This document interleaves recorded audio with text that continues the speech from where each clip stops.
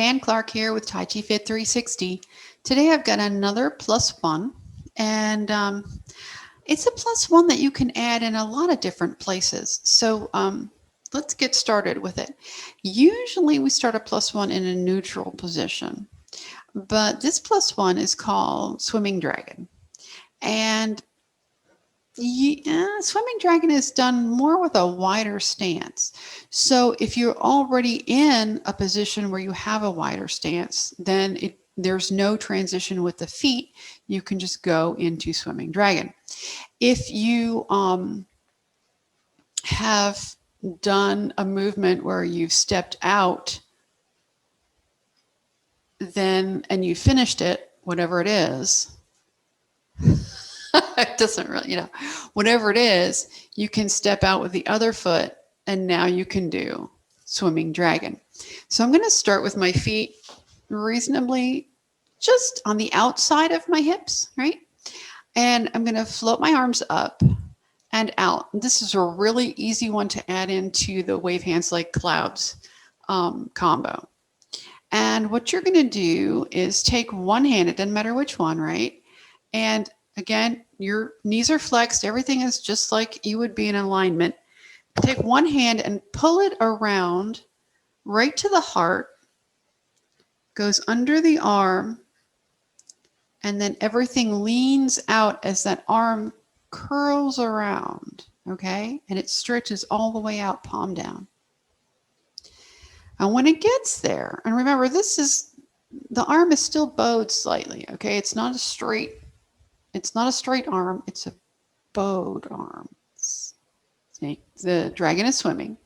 When it gets out there and you've leaned so that there's a great amount of weight, probably 70% of your weight is on this foot, and there's only a little bit left in the other foot, other hand comes in, and you can look at that hand, but not for long, because remember, you're assessing everybody.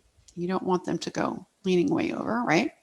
So this hand will come in, and now this side of the dragon is going to swim. So as it goes under the arm and turns, it pulls out, and you go to the other side, and you're going to look at that side. This is your inhale, and that's your exhale. And this is a flowing movement, just like all movements in Tai Chi and Qigong. So everything moves all together. Swimming Dragon. I don't suggest you go too slow or too fast. And you can see that my hand is actually kind of bending in anticipation of that whole curling around and going under, and that's okay. This is great for the shoulders and the arms. And once you get to your finished dragon, you can do anything else you like, okay? I would suggest, because this is a really strenuous action, especially if you're working with seniors, that you go ahead and do Hug the Tree, Sink the Chi, because if you do any more than 3 of these on each side, it can be a little bit stressful on those muscles. Off to the side we go. And you should see that I just go this way. None of this, and definitely none of that. So I'm coming up and out, and then sliding in and sliding out, and in and out. And if you time it right, just about when you get all the way to as far as you're going to go with one hand, that other hand has come in and swept around. And I'm just going, you can see that shoulder rolling all over the place. I'm going from one side to the other. You don't really see what's going on. Back to the back. Floating up and out. I'll come in on this side this time. And stretch it out. As that one arm goes out, the other one comes in. And lean. It's all about spirals and circles and breath and constant movement. And remember to keep your eye on your participants. They will tend to go too far. And then back to the middle, hug the tree, sink the chi, whatever. Okay, and you can do this with your feet closer together. It doesn't really matter. My feet are now hips width apart. Let's see what happens here. Floating up and out. I'll do it to you first.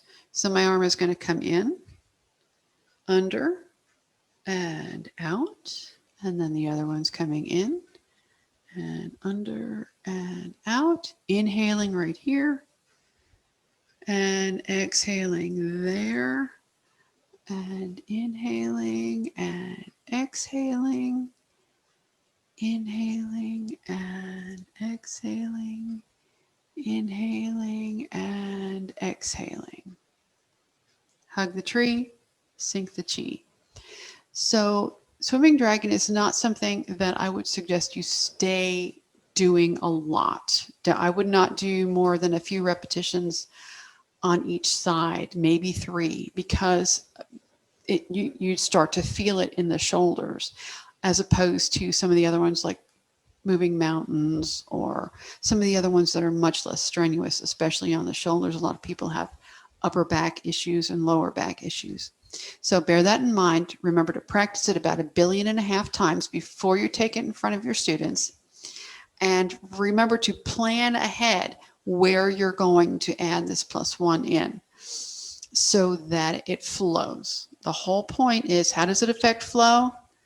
Make sure that it flows. And that's your +1 for today. Thanks for watching. I'll see you next time if you've subscribed, and there'll be plenty more +1s coming up. Have a great day. Bye.